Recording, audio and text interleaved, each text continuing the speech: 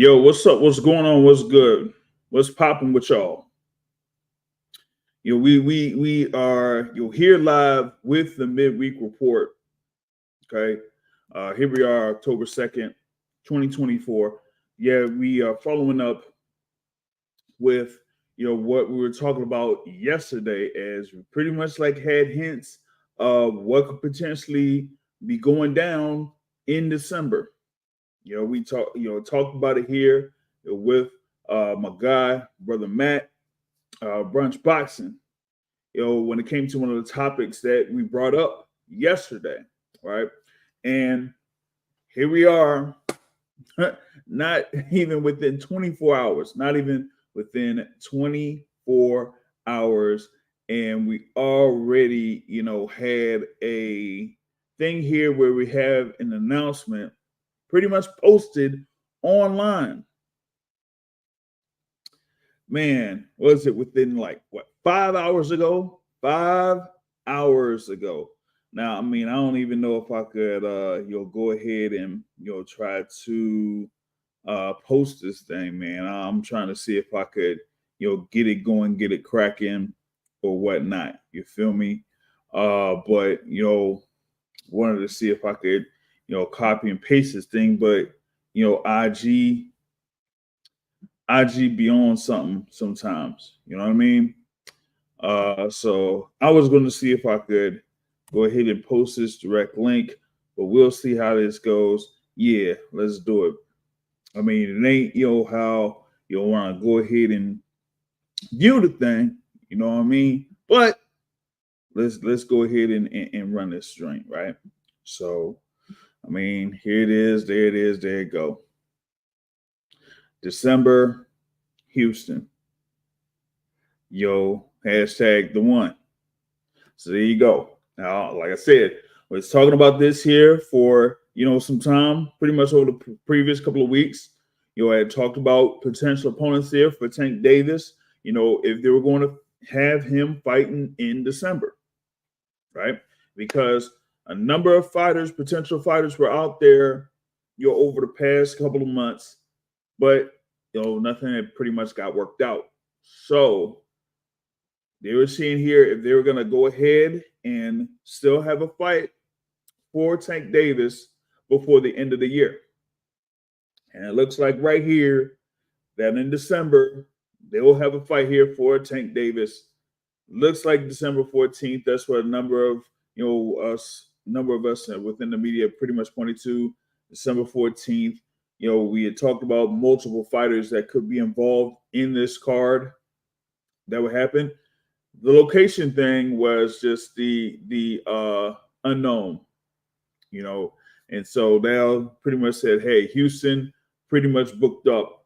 I pretty much could say, hey, man, let me, I could look up, what's going on the Toyota Center or whatever it is over there in Houston, right?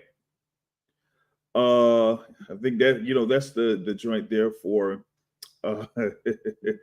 for the basically the location there, right? As far as I know, I'm going on the Toyota Center website right now. They got stuff, what I'm saying, for October, November. I'm loading, and I'm just looking at the page right now. You know what I'm saying? They got something for December 4th, December 6th. There's nothing there, at least for now, for December 14th. The Rockets ain't playing a home game there until December 19th. They got a home game December 1st, and then a home game against the New Orleans Pelicans on December 19th. So that is an open date there for December 14th, at least over in Houston. And remember, you had the whole thing. You had the whole thing as far as the last fight that Tank Davis had with Frank Martin that they were potentially having in Houston. But that particular date, they're saying, hey, we had something there with Megan Thee Stallion. So they're trying to push it for another date. And then Vegas said, hell no, we paying you. You're going to have this fight in Vegas. You know what I'm saying? My guy Trill said, Houston already full. Hey, look, man, I'm telling you, if I make it out there, I'm going to the spot, yo. So, yo, I'm gonna see about getting set up for the weekend. Like I said, man, listen, Houston, staying at the Galleria, around the Galleria area, man, that's pretty much it. I don't care if it's goddamn extended stay America over there, or if they have one over there in the Galleria area or something. But that's pretty much like the best area out there in Houston to pretty much like stay for hotels and stuff. I ain't staying all the way out there in the airport. It's way too far to be going down to downtown Houston. So let's go ahead and see if I can look up something there, Galleria area, probably the same spot that I'd be staying at, either Embassy Suites or something like that. That's pretty much about a block or two from the Galleria Mall, something. But that's what I would do. Recommend it. You're gonna go down to Houston. You stay by the Galleria area. You know what I'm saying, and that you'll pretty much be straight because pretty much everything you'll need is right there, and you could brunt whatever you need to brunt as far as like traffic is concerned to get downtown. You feel me? But that's that, man. Shout out to my guy Thomas Hill, JBT, just boxing talk. Salute to you, man. And that's the thing, man. Yeah, I'm telling you, man. That's where the action's at, man. Only 15 minutes away. Hey, look, you could be out there. Like I said, Embassy Suites. We got a few other good hotel spots out there in that area. And just make the walk a couple blocks up the Galleria Mall, and then just get right on the interstate and get from there to downtown. You'll be good. You feel me? So that's the thing about it, man. But yeah, you had this announcement going by credentials. Hey, man, I mean, maybe not. Like I said, I have a lot of history there as far as like being at Tank Davis fights, over the past few years, and of course, an extended, history and relationship there as far as like, with premier boxing champions and that type of stuff there. But we're just trying to see here how the full card lays out. I'll talk about what could be the potential fights that could be on that card here a little bit later. But a lot of people here are kind of like looking forward to this, man. And I'm like saying, hey, y'all, I'm telling you, y'all better look up flights, hotels or whatever it is, man. Because like my guy Trill says, hey, Houston already full. It's already full, and they have a whole lot of activities going down, whatnot of what's happening. So let me see here, man. Like I said, I'll go back to what I had for one of the tabs, there. Like I said, it was going there at the Toyota Center. As you see there, you got rescheduled at 6. No, on December 6th, man. What's going on? But yeah, December 19th is the next date that's booked there, man. I don't know what in the wild world of sports they got going on that other joint. I ain't even touching that. All right, yeah, but see right here December 1st, the Rockets versus the Thunder. They got like some good news tour. They got Justin Timberlake on there December 4th, and I show you a thing there for the Sexy Red joint. But that is what Houston or the Toyota Center currently has. You know what I mean? And yeah, it's gonna sell out regardless. It's gonna sell out regardless of who they have on the undercard. Okay. It's gonna be there, like I said, Tank Davis there, versus Lamont Roach Jr. That's what it's looking like. That's what all signs are headed towards there, because like I was talking about, you had like potential opponents that were out there. I talked about this yesterday. Potential opponents like Rayo Valenzuela. Had of course out with Mr. Gary Russell Jr. You were talking about the thing there with Lamont Roach Jr. You know what I'm saying? So that was pretty much the opponents that were out there available for Tank Davis if they were going to, try to get this thing done. So, hey, at least we're going to have something. We're going to have an event. It's going to be an event in Houston, that's the thing I'm talking about. And hey, you see this right here. Lamar Rhodes Jr., of course, this is, from his last fight, that he had in Washington, D.C. He says, hey, gonna flip Houston upside down with the shit I'm sending. So, see y'all in December, and you look, you see the last hashtag right there. The last hashtag pretty much is a giveaway. It says hashtag new face of boxing. Hey, I mean that pretty much like that sells it right there, So, like I said, I'm looking forward to it. Like I was hoping that it would be a little bit closer, over here to the East Coast. But I guess maybe they said, hey, potentially, with that last bout that Tank Davis had with Frank Martin, with them, kind of like leaning towards it being in Houston, but then it ended up being in Las Vegas.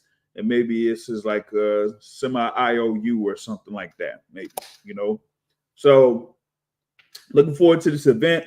As of right now, I haven't seen much as far as, what could potentially be there on the undercard.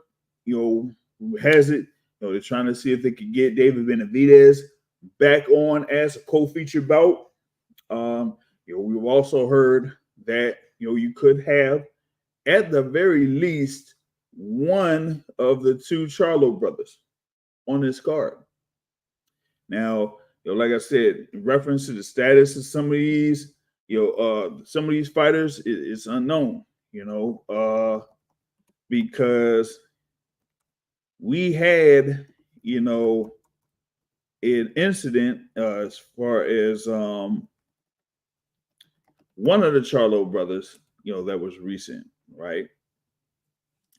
As you had Jamal Charlo with a DWI in May, and so with that DWI, that is a real instant situation there for Jamal Charlo. So he still has to figure out how that's going to get itself situated. You feel me? So as far as like whole thing there with Jamal Charlo, not sure about that. But Jamal Charlo could potentially get back in the ring. And I know that sometime back he did say that he would return at 154 pounds. Now, you know what? There was one other thing that we were talking about yesterday, and that was about the 154-pound division. Now, of course, we're talking about the whole thing with Sebastian Fundora being a unified champion and looking like he's having options as far as like, fighting Errol Spence Jr. or Terrence Crawford. Well, at least for me, with what happened there with the WBO and the 10-day extension,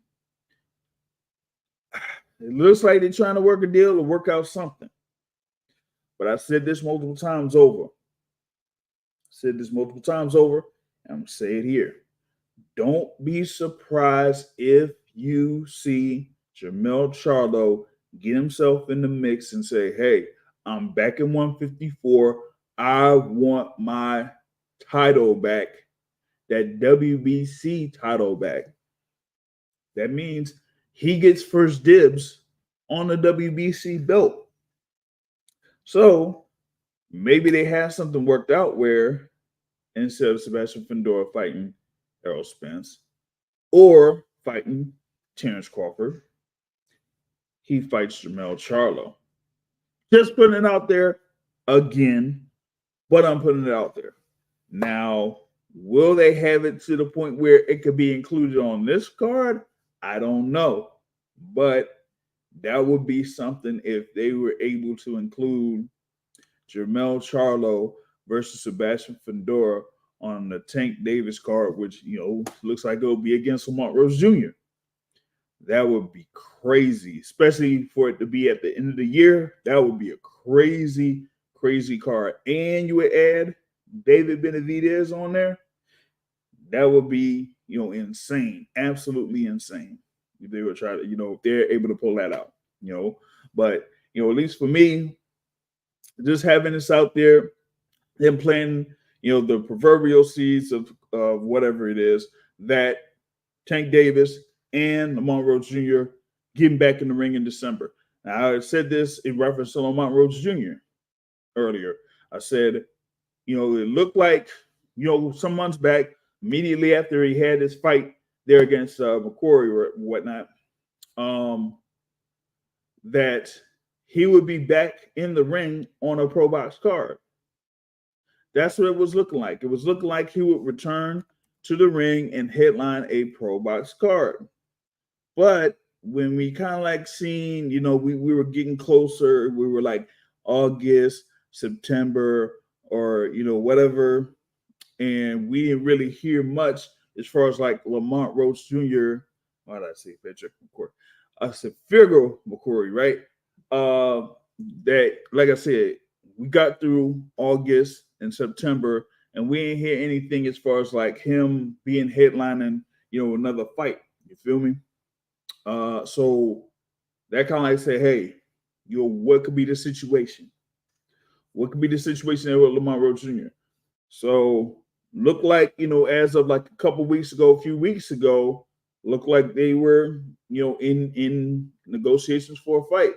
And what ended up happening was you kind of like heard it yesterday, right? When he said the World Boxing Association pretty much opened the door for Lamont Rhodes Jr. to move up from 130 to 135 to challenge Gervonta Davis for his 135-pound title. And if, Lamont Rhodes Jr. will be able to win against Tank Davis, he will have the option of either staying at 135 or going back down to 140. If he loses to Tank Davis, then he would have to defend that 130-pound title against the mandatory challenger within 120 days, And what's going on, man? Like, I'm getting all these messages and stuff like that, but yeah, it is what it is. Now, but this right here, like I said, this is pretty much like a almost like a DMV, type of thing or whatnot, and that's gonna be, something. I know it says that Lamont Rhodes Jr. is scheduled to be interviewed there on Cigar Talk tomorrow or something like that. So you likely will hear more from Lamont Rhodes Jr. in reference to that. I will see if I could get in contact with his father, Lamont Rhodes Sr., at least before his fight card that's coming up here in a couple of weeks, as he, as a promoter, will be hosting a fight card within a couple of weeks here in the DMV area. So that's going to be something there to kind of like look out for, because we want to, get, more information there reference to that particular fight, as the days get closer and closer, because at the very least here with Lamont Rhodes Sr., I'll be able to get that information hopefully before October 19th, as his fight card that's going to be happening over at the Fort Washington, Maryland. There, that's supposed to involve Pro Box TV as well. So I'll have more information on that on this channel later on down the line. But as I mentioned before, wanted to go ahead and get in contact with Lamont Rhodes Sr. in reference to this particular thing that's pretty much just appearing here on the airwaves within the past 5 hours or so, right? But yeah, I mean, it's gonna be another one. You know, I know there's some people that are going to be like, oh my God, Tank Davis, he's fighting another guy that's coming up from 130 pounds when Davis was originally at 130 pounds, start of his career. Um, and there wasn't anyone else out there at lightweight when he tried to see if he could get some with Lomachenko, couldn't do it. Seeing that they were talking about potentially fighting Shakur Stevenson, Stevenson went the route of signing with Matchroom Boxing. You know, and there, after that, it's like, what other options would there be? I mentioned the whole thing there when it came to Rayo Valenzuela. Nah, couldn't couldn't get that done either. So that pretty much left the options, as I mentioned here at the beginning, two fighters within the same area as St. Davis. And we talk about the whole thing there with Gary Russell Jr. They have a history that goes years and years and years and years and all that type of stuff. So as far as that, as we see here, that's pretty much out of the picture. So now it's all about, well, now how are fans going to generally react to this particular fight in this particular card once it officially gets announced. As I mentioned before there with David Benavidez, they were saying, hey, December 14th with David Benavidez could be against Jesse Hart. I'll contact a couple of people in reference to if that is any closer to happening there, because we have one, or at least one media member should be able to get more information in reference to that. So we'll see if we could follow up with that particular potential matchup, if that is going to be also included on the card as well. And maybe see what else could fill out the card if it's going to be scheduled for December 14th. And yes, as I showed you, Houston, or at least the Toyota Center in Houston, does have that as an open date there at the venue. So that's pretty much how that goes, right? So I'm looking forward to that particular event. Just hopefully things kind of clear up everything with that and all that type of stuff. What's going on, brother Joe? What's happening with you? Like I said, I'm here with a midweek report.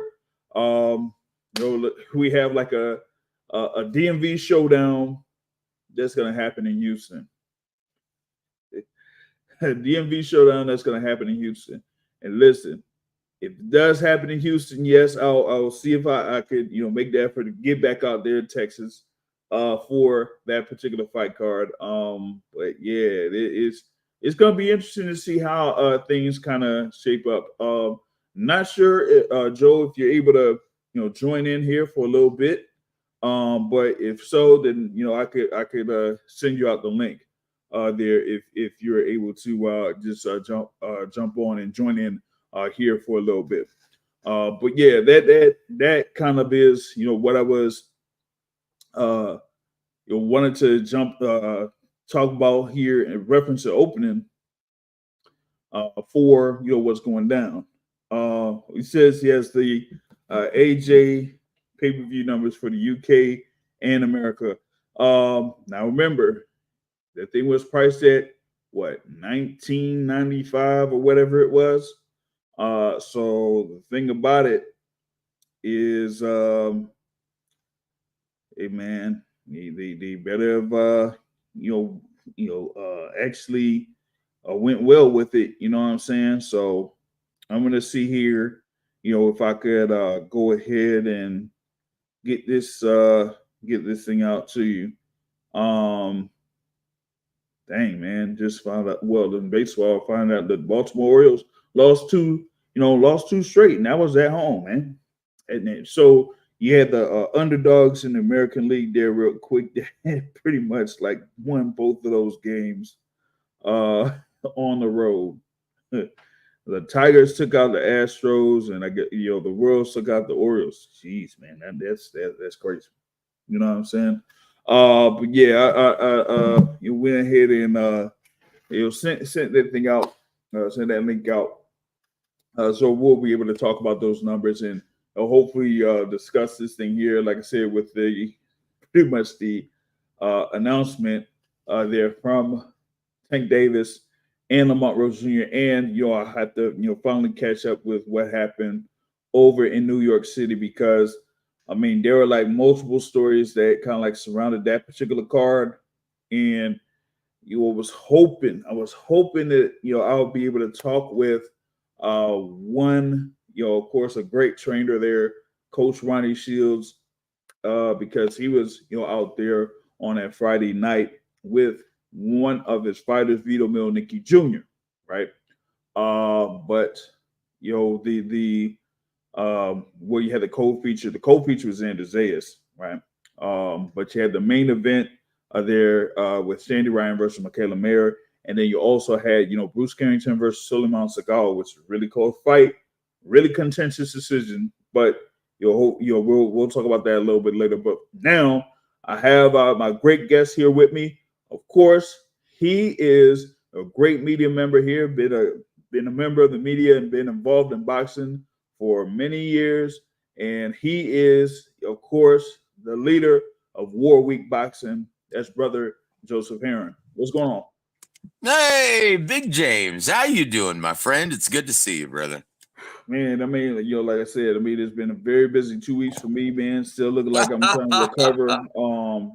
Get back, trying to get back into actual work, and then they had me waking up earlier than my regular schedule for something. I'm like, man, nah, this ain't it. I'm telling you, I'm not a morning person. No.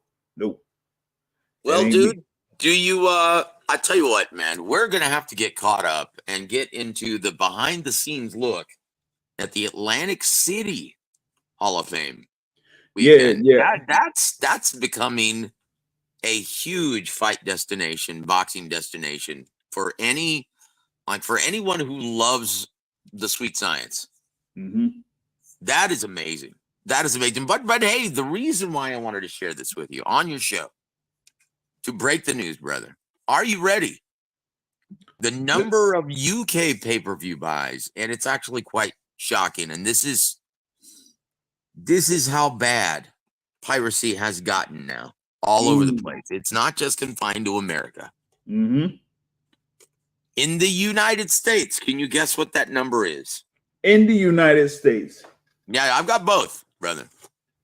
Like I said, my guy from Foxtel, right? So go ahead. I've got the ones from the UK and the ones from the United States. From the US, I would say 10,000. Well, they're a little bit more purchased, but not much. It's less than 20,000. Yes. So it would be around at like 15 or 17. More than that, but less than 20,000 from what I'm being told. Mm-hmm. So in the UK, where Anthony Joshua is bigger than Canelo Alvarez is in America, right? Supposedly. Disappointing numbers. Only just over 800,000. That's how bad piracy is, my friend. Man. Yep. Man. There's something there, man. There's something in. You know what? Real quick, I mean, I have someone else here that could react to those numbers that jumped on. Of course, he was on with me yesterday with a quick Boxing Source podcast. Of course, that's the host of Brunch Boxing, Brother Matt. Brother Matthew, how are you, man? How you fellas doing tonight? It is a lovely, lovely day. Listen, I am on cloud 9 right now, man. I got to be honest with you, man. Are you planning your trip to Houston? Is that what you're doing? Oh, no. So listen, we have this show that we do as part of the Brunch Boxing platform called 1-800-HELP ME. We do it every Thursday, 10 p.m. Eastern time, where our listeners submit any questions or scenarios that they need advice on. And one of the guys that we gave advice to, he gave us an update on the situation, and he has found love thanks to our advice. So I feel like I did. I feel like I did my little You part did in this your due world, diligence. You did a good man. service. Yes, man. I'm like, let's go. It's so funny because people thought that the submissions were fake. They thought that we were just faking the questions. Oh So no, no. it was good to get a update from somebody. But back to boxing, man. Tank Davis, Lamont Roach. Listen, I know Lamont Roach is your guy, JR. So I will be respectful. But I do think that this fight is going to struggle to capture the imagination of the hardcore boxing fan. I don't think it's going to not capture the casuals because, listen, PBC, for all the criticism that they get, I know that when PBC sticks their name to an event, it's going to be a big event and it's going to be an entertaining card. I never worry about that. So I'm anticipating that this will be no different. I'm just wondering, can Lamont Roach convince not just the boxing public, can he convince himself that he can be the man to pull off the upset against Gervonta Tank Davis? Oh, it looks like he's, kind of, trying to start right now. I mean, he's like, hey, y'all, hey, y'all got me fucked up, thinking that I'm gonna give you a pushover. You know what I'm saying? So he's kind of starting there pretty early, isn't he? But one thing he does have going for him, and maybe people don't know this, in his last two fights, he did knock down his opponent in both fights. He knocked down Hector Luis Garcia, who Tank couldn't even knock down. Okay, I want to point that out. And he also knocked down the Irish guy, McCrory. Yes. So McCrory, yes. Yeah. So he does carry a little bit more pop than people give him credit for. And listen, one thing about Lamont Roach, he's fought Tank basically their whole lives. They fought in the amateurs, they sparred a lot. They're from the same area. I don't think he's coming to lay down. I think he's coming to make a real fight of it. And I think that this is going to be a highly entertaining fight. Look, Matthew has the beat. Matthew is right on the money here because let me tell you something. If they can get up for a matchup like if boxing fans can get up for a matchup like Canelo Alvarez versus Carlos Berlanga and not a real fight like Tank Davis versus Lamont Roach, then you know what, dude? They really don't deserve to have any say in any of these matchups. Because let's just face it, they're not paying for shit. We just established that in Tank's last pay-per-view fight. Those numbers were dismal. And then you look at the numbers for Joshua here at a $20 price point. Yeah, who cares? Who cares what fans want? Honestly, boxing in America, and this is just the American market, their diehard fans are the absolute worst in the sports community, okay? I mean, the thing about it is like, y'all, not all of them ain't paying, but a lot of them be complaining, Dude, all of them are. It's almost like it's Devin Haney is the perfect spokesperson for them. Yes, I said it. Devin Haney, it's like, dude, in baseball, we just lost my favorite player of all time, Charlie Hustle, Pete Rose. Yeah. That is the very opposite of Devin Haney. And he's supposed to be a prize fighter. It's almost like I'm reminded of that scene in A League of Their Own. What are you crying? There's no crying in baseball. It's like there's no crying in boxing either, dude. Yep. And that's exactly what Devin Haney's doing. Right? So if the fans, it just mirrors the sentiment of guys like Devin Haney in this business. It's like, that line in Mrs. Robinson, where have you gone, Joe DiMaggio? Our lonely nation turns its eyes to you. Yep. Hello, Yeah, see, Matthew knows. That's right. Well, dude, what I'm saying now, where have you gone, Roberto Duran? A He lonely was at the boxing. Atlantic City Boxing Hall of Fame. Yep. That's where Listen to this. Where have you gone, Roberto Duran? Our lonely boxing nation turns its eyes to you. I'm going to write a new version of it because that's the truth. Where have these real fighters gone? And I'm sorry. And where have the real fans gone? Don't use Roberto Duran as an example though, because he quit. No, dude, Matthew, I know exactly why he quit. Do you want to know the inside story on that? Manuel Stewart told me this. Oh, actually, yeah, that sounds pretty interesting. Let's hear it. Yes, sir. Oh boy, are you ready? Yep. Okay. Well, I'll do my best Emmanuel Stewart voice. Well, look, everyone calls him out because this was, and what made this such a big deal is because no one, unlike today, no one ever quit on their stool. They would prefer to go out on their shield. And he said the reason why is he had so much trouble making weight. Keep in mind, this is still 15 rounds, same day weigh-ins. He was afraid that he was going to shit himself. That's why he said no mas. Because he had so much trouble making weight. He was dehydrated, and he was infamous for ballooning up between rounds or between fights. He was afraid he was going to shit himself, so he just said no mas. And that's the truth, in accordance with Emmanuel Stewart, and it's been verified by several others. How about that? Well, it may have been verified by several others, but there's only one way that I would know for sure that Emmanuel Stewart said it. If he said that motherfucker thought he would have shit himself. Look, man, that motherfucker used to party. Like between fights, used to balloon up almost to 200 pounds, and then he would try to just melt it all away. Man, that motherfucker. Let me tell you something. That motherfucker's crazy. Yeah. That dude didn't want to run a number 2 in the middle of the ring, man. Yeah, no, man, that motherfucker didn't want to drop a deuce right on the canvas.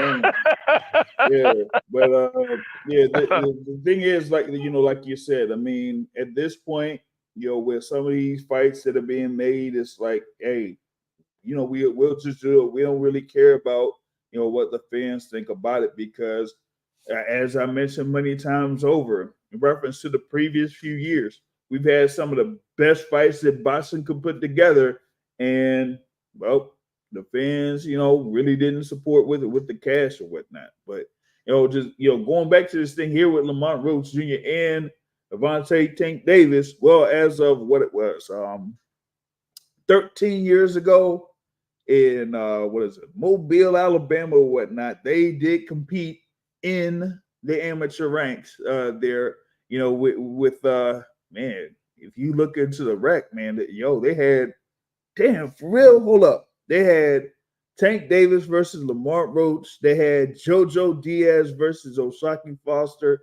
Errol Spence versus Amir Imam. Jose Carlos Ramirez was on it. Anthony Sims Jr. and Jesse Hart. Man, that's a crazy amateur card right there. That's a crazy amateur card. But yeah, that goes to the history, between both of those fighters, and it all culminates here with this one. And like I said, I'm kind of looking forward to it. I did say that you could potentially have some big names there on the undercard, but it just remains to be seen in the next couple of weeks how that shapes out. You know what, man? Honestly, I don't know why anyone would complain about this fight. This is a real fight. Once again, if over 700,000 people are willing to pay for Canelo versus Berlanga in this country and get up for that mismatch, yeah, they really should embrace this. This is a real fight. Lamont Roach is a real fighter. And this is a guy who got paid in his last fight less than $100,000. Okay? He's going to be hungry. Oh, yeah. He wants to take this He wants to take everything that Tank Davis has. Edgar Berlanga was looking for a soft place to a soft place to lie down, or a place to just go and survive after he got knocked down. Knocked down. Yep. And he didn't turn it on again until the final round. And anyone who knows what they're looking at understands this. And you know what? Lamont Roach isn't looking for a participation ribbon. He wants that belt, and he wants to be great, and he wants to do it in front of his hometown fans. Unfortunately, Tank Davis is putting it in Houston for the obvious reasons. Yeah. Like I said before, I felt like that was like an IOU for Houston, I guess, from this summer. So, that's well, and like they have a big fight community. You know this. Yep. And is it going to be at the Toyota Center? Looking or is it going to be at Reliant? Looking back at the Toyota Center. I tell you what, that's going to sell out very, very quickly, brother. I love it. I love the Toyota Center. That's the house that one Baby Bull Diaz built. So, yeah, I'm looking forward to that because, I don't see it being at the the NRG Stadium or whatever they call it. Yeah, NRG Stadium. Yeah, so they try to put that in that stadium. That would have been the wildest thing ever, man. But no, I'm just checking right. Yeah, it couldn't be out there for that. They're gonna have something going on. You know what? Honestly, if they actually promote this properly, and I'm sorry, Al Heyman and them, Tom Brown, they do a great job. Yeah, TGB. Honestly, yeah. I'm sorry, PBC. I was getting mixed up between and PBC, but honestly, they could actually do in a smaller configuration of Reliant. What is it called now? That stadium. It changes names all the time. Because they gotta have Texans versus Dolphins next day. And like Trill says, he's out there, Houston area. Energy is too big, so. No, that's that's one of the bigger stadiums in the NFL. Yeah. But I'm saying you could do what Millennium did for the Joe Calzaghe Mikkel Kessler fight and make a 50,000 seat configuration, and you could easily fill that in Houston. I mean, think about that. That's the 4th largest metropolitan area in America. Yep. And that's a huge fight community. They could easily do that. Yep. But I mean, it's just I guess they'll keep it in the arena type deal. So downtown Houston it is there. I don't know, maybe I could work out something where I could do, some actual, work or whatever it is, but still, if need be, I'll go ahead and take up. It's close to the end of the year anyway, so I doubt that they'll probably have something going on there for me to not, try to make it out there to Houston, Texas for that weekend. So, or they could put it in Minute Maid, or they could put it in Minute Maid Park, brother. There's nothing going on at Minute Maid Park. They could close the roof and put it in Minute Maid Park. They got to put it at the Toyota Center because I think the atmosphere will be crazy in there. But what I want to ask you guys is, build this card out for me. Book the damn territory as we do in wrestling. What matchups would you put on this card? Realistic matchups, not pie in the sky. What realistic matchups would you put on this card? Well, honestly, I think Al Heyman is probably kicking himself for not putting Vargas versus Ramos on this card instead. But I'm sure he couldn't turn down that Netflix money. Yeah, that would have been great for putting it at that location in Houston, man. Would have been, of course, great. That would be real nice. And I'm sure right about now, Boots Ennis is probably having second thoughts and buyer's remorse of signing on the dotted line with Eddie Hearn. He could have been on this card. Let's just face it. I don't know. Now, I did kind of mention maybe, just maybe. You sound like Teddy Atlas there now. Maybe, just maybe. Just maybe.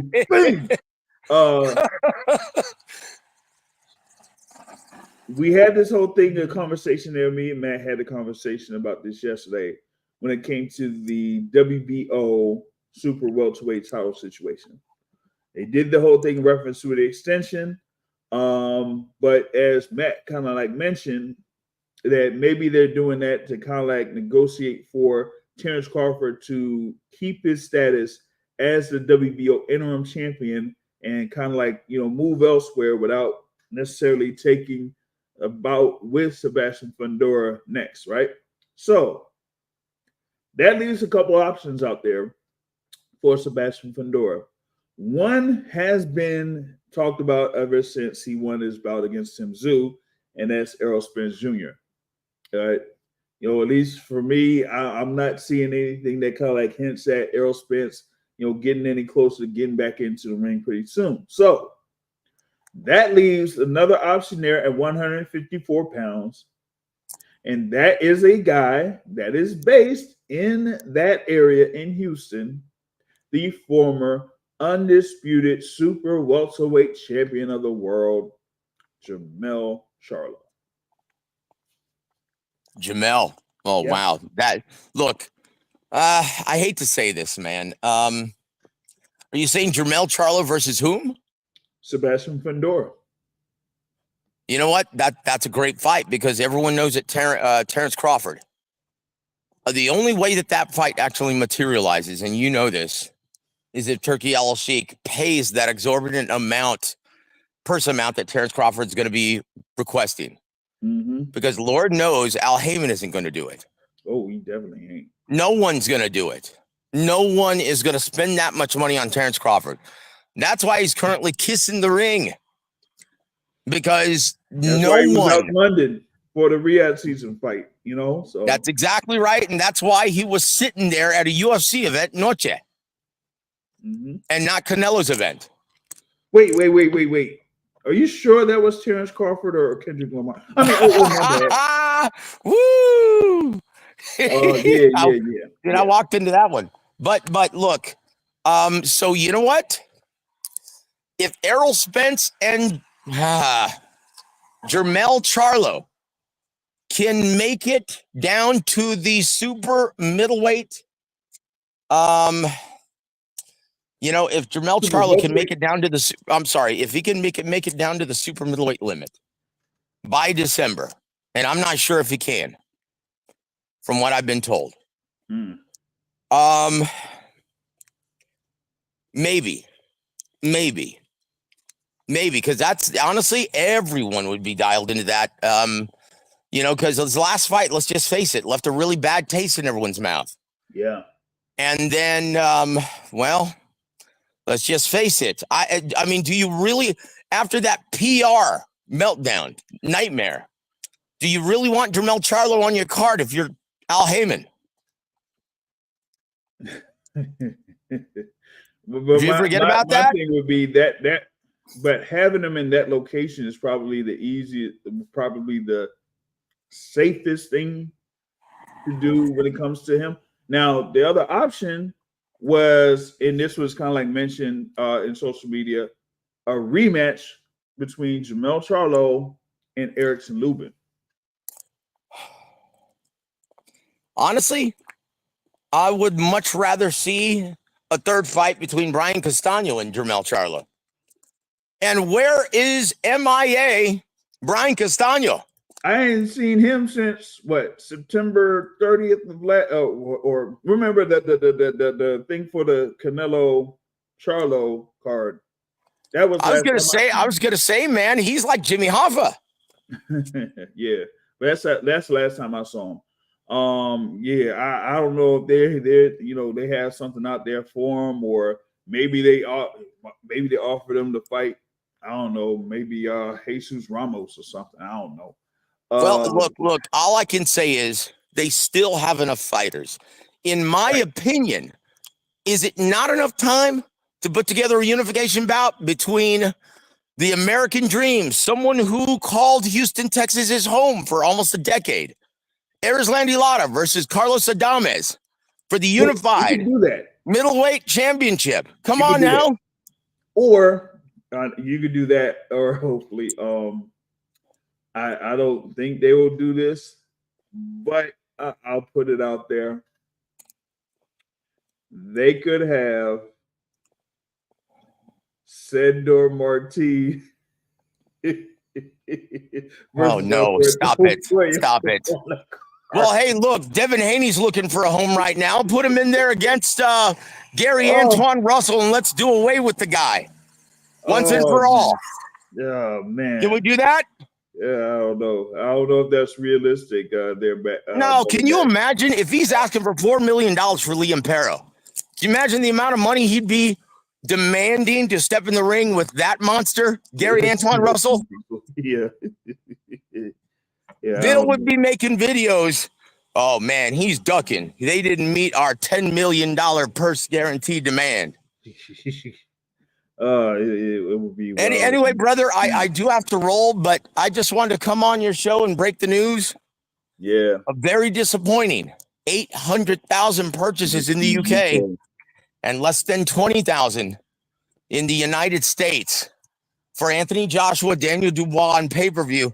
Guys, piracy is a real problem. And if you want to be able to bitch and moan about matchups like Lamont Roach versus Tank Davis, then you know what? Put your money where your mouth is. You're not sending a message other than you're a bunch of cheap bastards if you're not purchasing this thing. Oh, we're sending a message. Yeah, you are, loudly and clearly, that you're not financially supporting your favorite pastime. And no one's going to care what you guys think from this point forward if you don't start putting your money where your mouth is. That's it. So anyway, God bless you, James. God bless you, Matthew. Have a wonderful evening, guys. All right there, Joe. We'll catch you later. All right. Joseph Mario. Hey. Now, what would you say are matchups that you would put on that card potentially for December 14th? Okay, listen. So because it's a 10 card, and because although I don't mind the matchup with Lamont Roach, clearly the boxing public are not enamored by the matchup. So I think you got to bring out the big boppers. I think you call that Cuban from Minnesota and you tell him, hey, listen, no more marination. You're fighting David Benavidez. Make that the co-feature. And you know what? Take my fucking money. That I wouldn't care what else they put on the card at that point. But you know they're going to put Brandon Figueroa on the card. And someone else tweeted, see you soon, when they mentioned the Houston card. And that was Stephen Fulton. Could Stephen Fulton be coming back very soon on this December card? I'm very interested to see that. Obviously, you got Ray Vargas in the picture. There were talks about him versus Figueroa. Luis Neri is coming back soon, and he's looking to fight. There's a lot of guys they could put on this card. I wish. I know this is pie in sky, but I wish they could call up your guy, Jared Hurd, and finally make Charlo versus Hurd. Just make that fucking fight. Yeah, just go ahead. Make the fight. You know what? Just make that damn fight. But if he ain't gonna make 154 whatever it is. Make that shit 160. Yeah, make it 160. Let them fight, and let's be done with it. But apparently, Charlo's opponent may be Julian J. Rock Williams. Allegedly, they're in talks. So I don't know what's going on with that. I mean, I don't know if you've heard that, but I haven't heard that at all. Yeah. This is the quarter to Michelle Rosado. So she used to be the Philly plug. So Raging Babe, in case you don't know who Michelle Rosado is. Yeah, in case those listening don't know who that is, but we know who that is. But there's a lot of fighters that want to come back towards the end of the year. So what I'm thinking they're going to do is they're going to take any combination of Benavidez, Morrell, Fundora, Spence, the Charlos, Figueroa, Ray Vargas. They're going to take all these guys and they're going to split them between 2 dates in December. So I think that's what's going to happen. Now the thing about that is, I had mentioned a few weeks back. There, of course, is a conversation with Coach Ronnie Shields. That he was saying that they were aiming for David Morrell Jr. to come back on December 21st in the card over in Minnesota. Now, I'll have to see if I can make a phone call to, Mr. The Cubist or something like that. But, other than that, if they're locked in for December 21st, and there's that. Now, for me, I'm looking at the month of November, and I don't see, nothing much there for November. Yeah, that's dead. That's probably dead. Yeah, probably that them to have like nothing in November, that's kind of disappointing, at least for me. That's kind of a fight that I really want on this Houston card, and I Okay. talked to you about the fight maybe about a month ago. I know it's a smaller fight, so maybe people won't get excited, but I really want to see in Houston Gary Antonio Russell versus Michael Angeletti. Oh yeah. That's what I want to see. Yeah. That's what I want to see. Yeah. Like you have Gary Antonio Russell, back in the mix there against Michael Angeletti. That would be a good scrap there, within that particular division. And yeah, I would say that would be, an exciting fight, to put on there. The thing about it is, I don't think they'll, of course they don't put it on the pay-per-view portion, but you'll see it on Amazon Prime. It could be on Amazon Prime, and I think they wouldn't mind that. Like, I think that would be a great look because Angeletti's a local kid. He's from Houston, okay? And obviously the Russell name is a name that's well known in boxing circles. Yep. Both of them are looking for a fight. Angeletti told me he would love that fight against Gary Antonio Russell. I was told that Antonio Russell might be coming back on a 6-rounder on a card in December. I don't know about that. I would hope that's not the case. If it is, then more power to him. But I would like to see him come back against Angeletti. I'll see if I could contact one of his brothers and see if they'll give me more information on that there. But yeah, we'll see what happens there with Antonio Russell because I have to go back over there by the gyms or whatnot. But it's gonna be some time for me to do that. Here is he got like a number of things as far as like events coming up here within the next 6 weeks or so. So as far as like me catching up at the gyms for some of these fighters, I don't know, maybe I have to do it this weekend or something. I'm not sure, but we'll see how that like kind of like turns out. Now, pretty much like been an hour in and got to talk about me being out there at the theater at Madison Square Garden on Friday night. Friday, I'm telling you, trying to get to New York City on a Friday. Yeah, it's hell. It's hell. It is hell. It ain't it.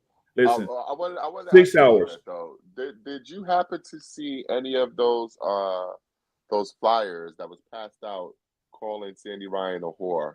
No. I was told by boots on the ground that they were around the arena. I was told by I didn't see it. Man, I was like on go by the time I had parked within like downtown, Manhattan, because like I said, I was like so far back that I had like arrived in the area at about like 8 p.m. So I had to like try to get out there to at least get the media credential, right? So I didn't necessarily see it then, and then I had to leave the theater for a little bit to go to the hotel and pick up something and come right back. Luckily for me, it was just like about. Let me ask you a question. When you went to the hotel to pick up something, did you happen to pick up a can of red paint?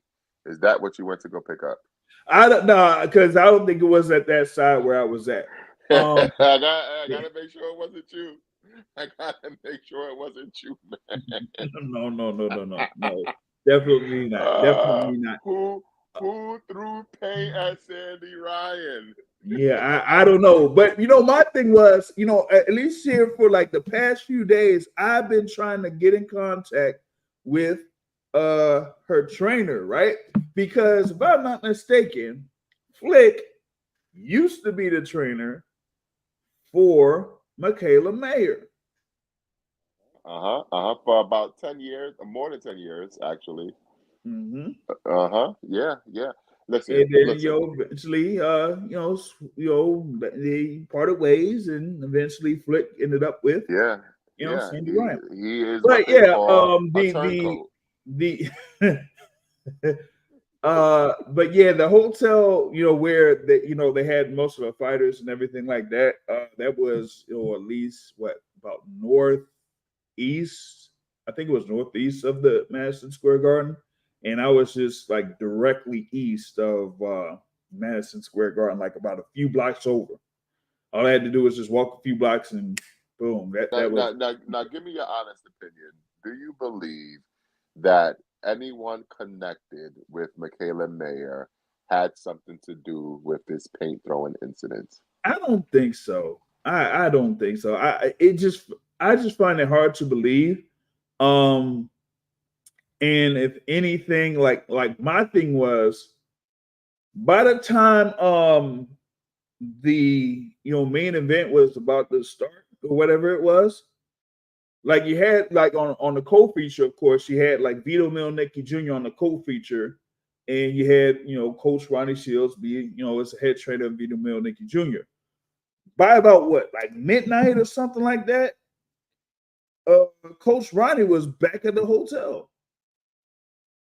Yeah, he was back at, well, no, actually, yeah, he was he was pretty much like, yeah, back by then.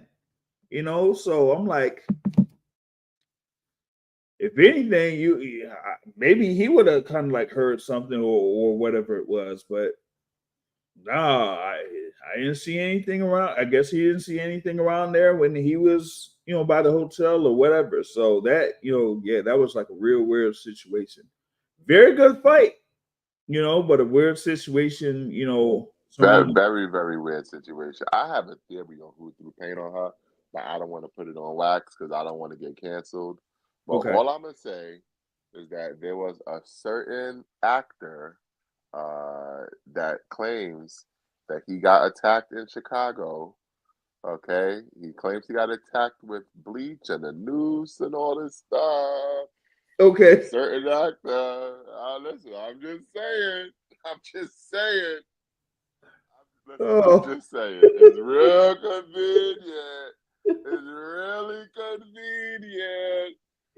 That's all I'm saying. And listen, I would just be there's surprised of course, it's New York City. There's a number of things that were going on around there during the same time. So yeah, it's kind of a yeah. Maybe they thought that she wasn't supporting Palestine. I know they've been throwing red paint on people that hasn't been right, supporting Palestine. So who right. knows? Or maybe she's a fur murderer. I don't know. Is that it was a great fight. She lost. There ain't no rematches. That's all I know. Well, I mean, yeah, I don't know. I didn't know if Mayer was like a mandatory challenger or whatever it was, but Ryan had said after the fight that they were pushing for a rematch, but Mayer ain't really Hey, feeling that. yeah. He ain't really I feeling wouldn't that. be feeling it either if you're gonna accuse me or somebody in my team of assaulting you. I'd be like, fuck you. I ain't giving you shit. Nah, Maybe she should have kept her mouth she shut. could. I don't know, man. She might try to. You know what? I ain't even gonna go there because we don't want no more legal stuff to be going on in boxing right now. Yeah, exactly. Exactly. Oh Because man. listen, All right. I'd have sued her ass. See, I couldn't say it. I couldn't say it, man. Oh my god. And so you had that fight, like I said, with 10 rounds, good scrap. At least for me, for Michaela Mayer though, she got hit with some hooks, some left hooks, some right hooks, and hey, they looked pretty solid, and she was still fighting and boxing and everything like that. So I thought that was like, at least for me, her best performance that she's had in her career. Being able to get through that and still be able to box and properly laying some good shots on Sandy Ryan, over the course of 10 rounds to get the win and win that WBO welterweight title there. You had a co-feature out there that featured Sandra Zayas. I wasn't really impressed at all in reference to that particular fight. Just being honest there. Zayas, it almost looks like they're, kind of like going through the motions with him at this particular point. And he, at least right now, is kind of ranked fairly high in some of these boxing organizations' rankings. And yeah, they're going to have to eventually put his feet to the fire here pretty soon. So I don't think that's what they're doing. I think yeah, what I they're don't think that doing is they're treading water until Mhm. Puerto Rican weekend. They're gonna Yeah. put Xander Zayas versus Vito Mielnicki Puerto Rican Yeah. weekend. That's what they're Yep. doing. Yep. Because I mean, you got Xander Zayas at least ranked is up to number 3 in the WBO and number 6 in the WBC, and you got like Vito ranked as high as number 4 in the WBA. They're in the super welterweight ranking. So yeah, they're trying to lead all roads to that potential or particular matchup there for Puerto Rican Day weekend. But now, want to get into another one of the major topics here for the midweek report, and that was the fight between Bruce Carrington and Sulaiman Segawa. That one was, I had been looking forward to this particular fight. They're in the 126-pound division. You had Carrington, of course. They're out of Brownsville, Brooklyn, New York. Um, come in there with an undefeated record. Sulaiman Segawa, has been fighting, multiple notable fighters. They're within 130 pounds, 135 pounds, and now went down to 126 or whatnot. So he's been as high as fighting at 135 and getting down to like I said 126 there. So he's had this thing here where he's kind of had a flip where he lost his first bout in 2024. Then they put him in there against Ruben Villa on that Las Vegas card in July, and it looked like they were I think just that was in August. I thought that was the Angelo Leo card. No. no, it was July 13th. That was the Murataya Oh former yeah, fight. yeah. Yeah, That was yeah, the Murataya yeah, card. Yeah. yeah. And well, Segawa ended up pulling that particular fight over Ruben Villa there, which kind of surprised many. And that set him up to face Bruce Carrington. And it looked like, Bruce kind of was going to have this as his, I don't know, like his feature, his coming out party.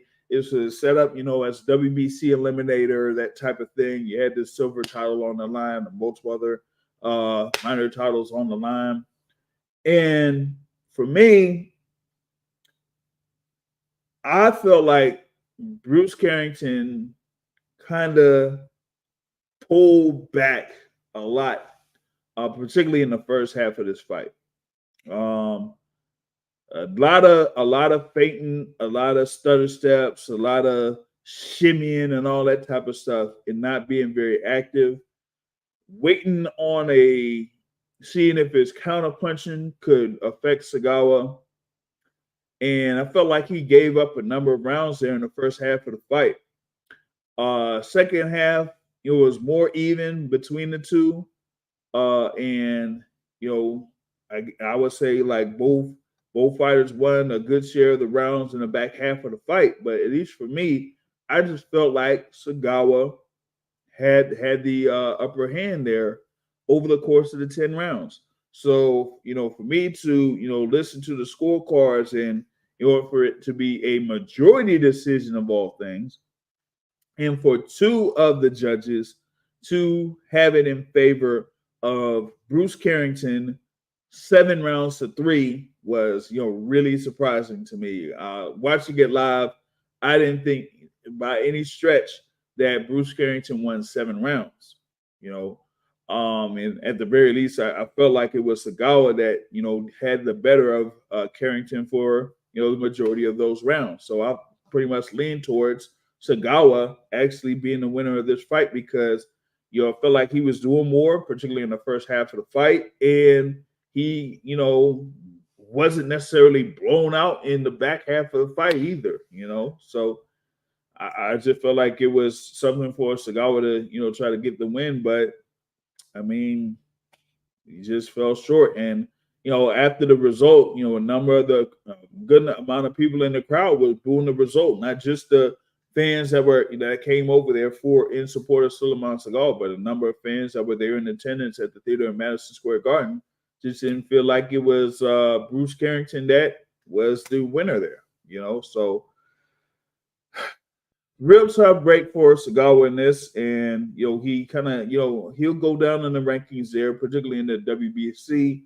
But we have to see like where they're gonna position him and what could be next for him. For Bruce Carrington, well, looks like they're gonna have him either out there for a potential fight against Naoya Inoue or maybe against a Robeisy Ramirez or maybe against Rafael Espinosa, the WBO champion.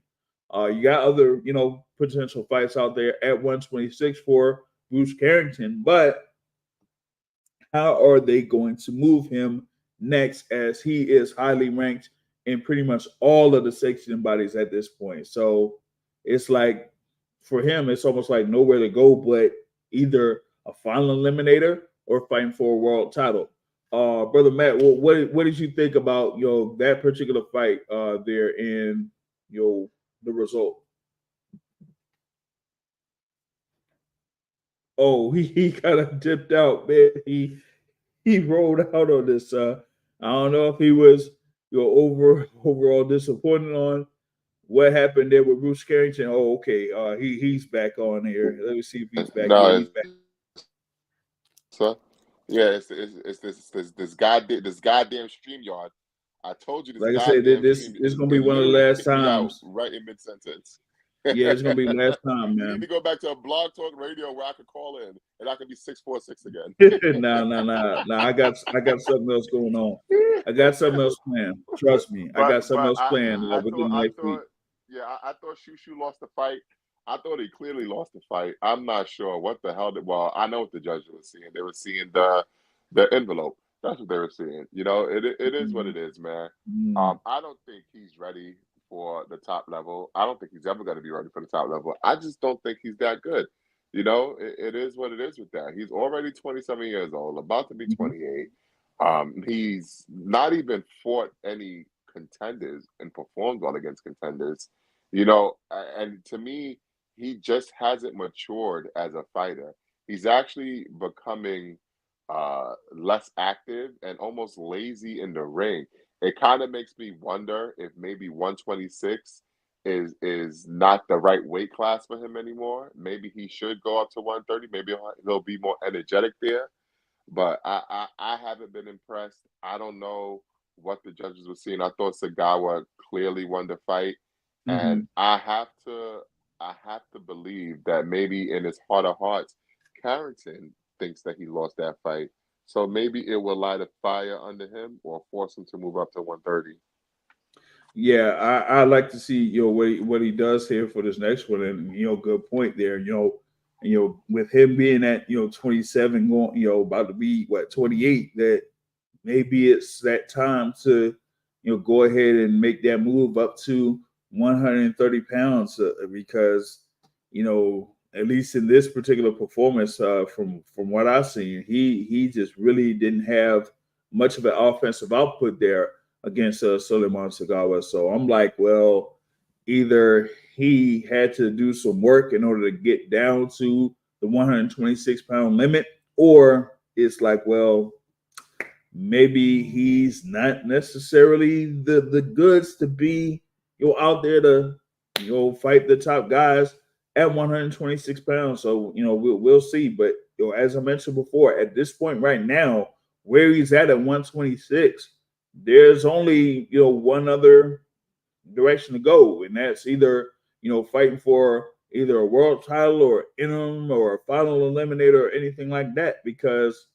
you can't necessarily keep fighting, I guess, the lower level or similar level of fighters that you probably been fighting here over the past couple of years, and at least with this one, I would have felt like he would have still been, it hadn't been much of a break in between the fights that he's had. This is his third consecutive fight at the theater at Madison Square Garden.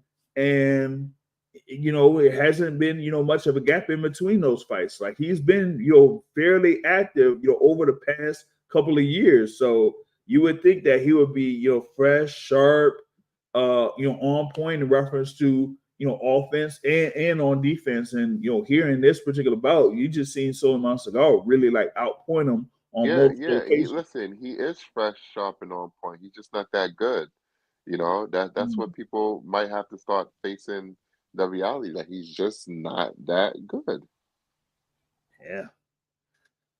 Well, one way or another, it's going to, show itself here eventually with Bruce Carrington. So I mean, he's there at what that was his 13th professional fight, but sooner or later it's gonna show, man.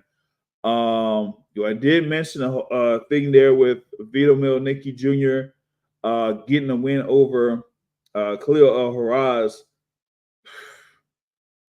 He should have been much better than that. I know that we're talking about a matchup between Xander and Vito Milnicki Jr., but just being honest here, Vito really should have been able to, watch this dude. As Matt says, if you have a guy that's in the ring with you that shouldn't be in the ring with you, you got to get him out of there.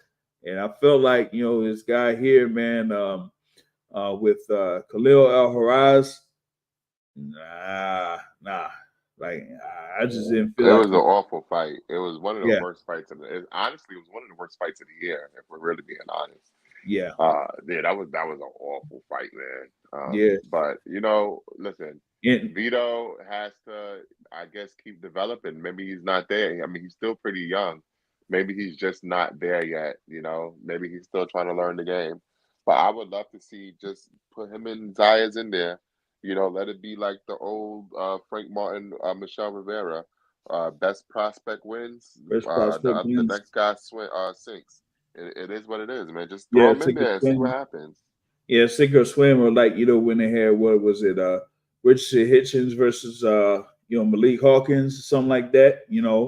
Pretty much could be that situation there next year if they do that. So I get that's how this could pretty much be here in this one. But even with this, I mean, this was like Vito's third fight of the year also. So it's like I said, you get more of these fights, you should be able to be sharp, stay sharp, and everything like that. But it just didn't work out for Vito in this particular case. And his coach Roddy Shields was kind of like saying, "Hey, you're not even listening to what I've been saying for the majority of these rounds. And now, in the last couple of rounds, he was doing what he was supposed to be doing. And by that time, it was too late. You already had most of the fight pretty much in the books by then. So."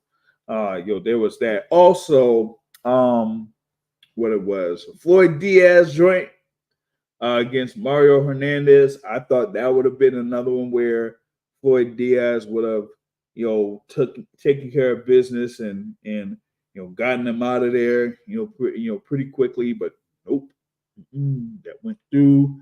He ain't got no power, man. Yeah, he ain't got no, because he went into the fight 12-0, but only 3 knockouts. He ain't got no power. Yeah, it don't even matter what kind of game. At least, hey, that was probably good for me because just around that, when that fight pretty much happened, right?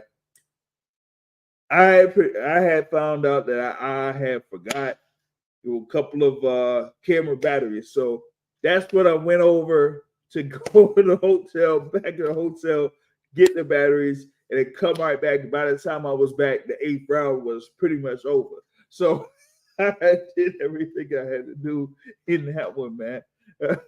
So that kind of like was my joy. I missed the fight there with Rohan Polanco. You had the whole thing there also with Elvis Rodriguez against Kendo That Castaneda. was another awful fight, by the way. Ooh, Listen, yeah.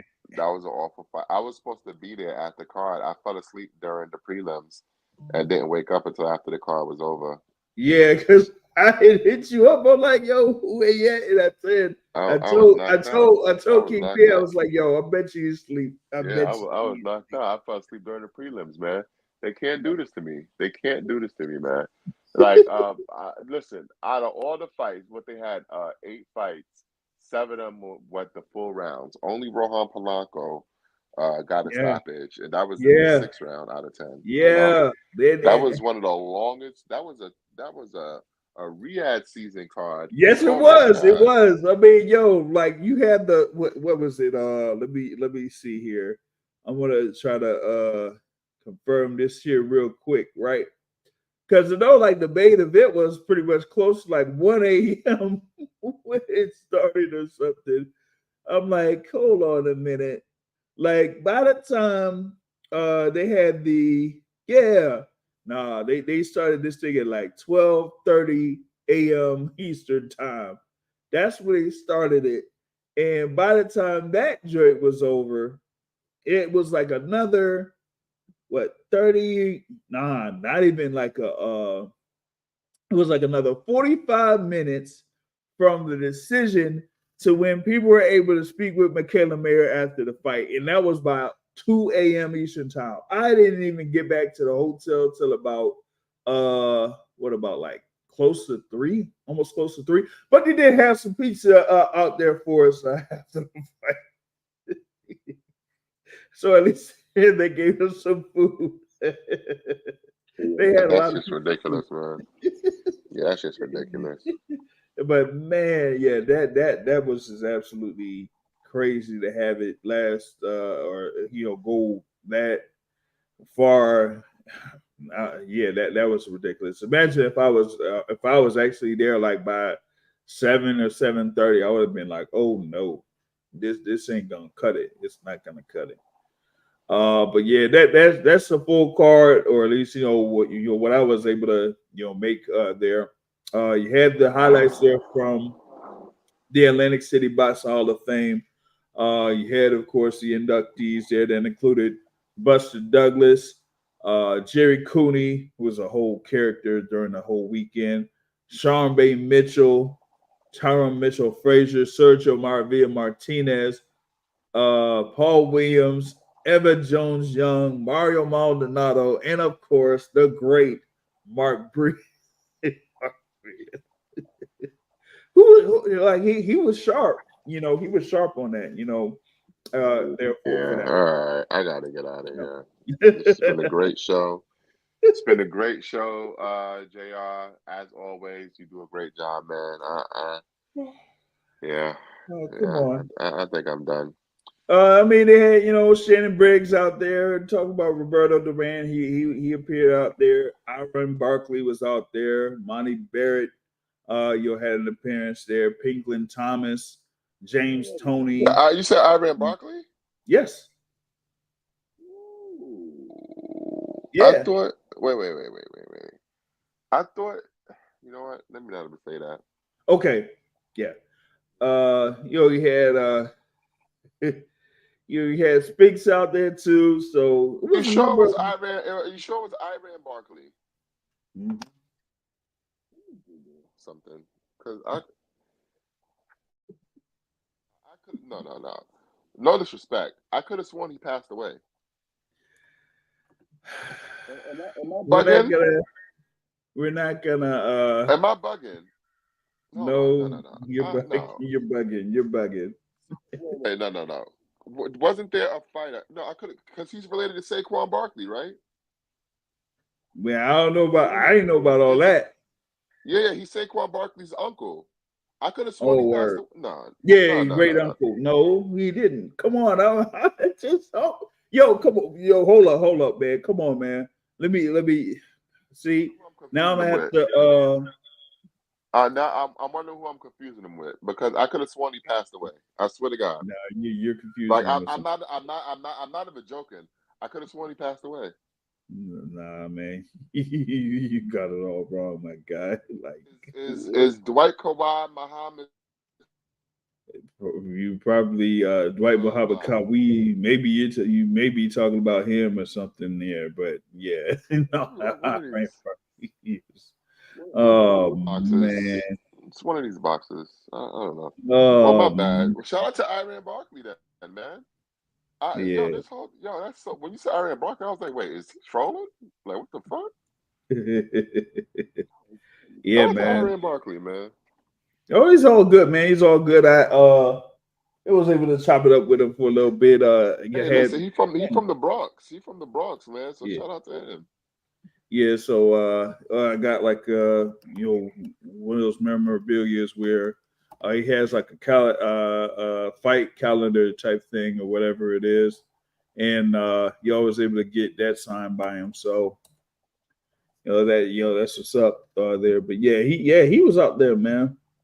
So a number of notable fighters out there that were joining the inductees, and it was a good experience there.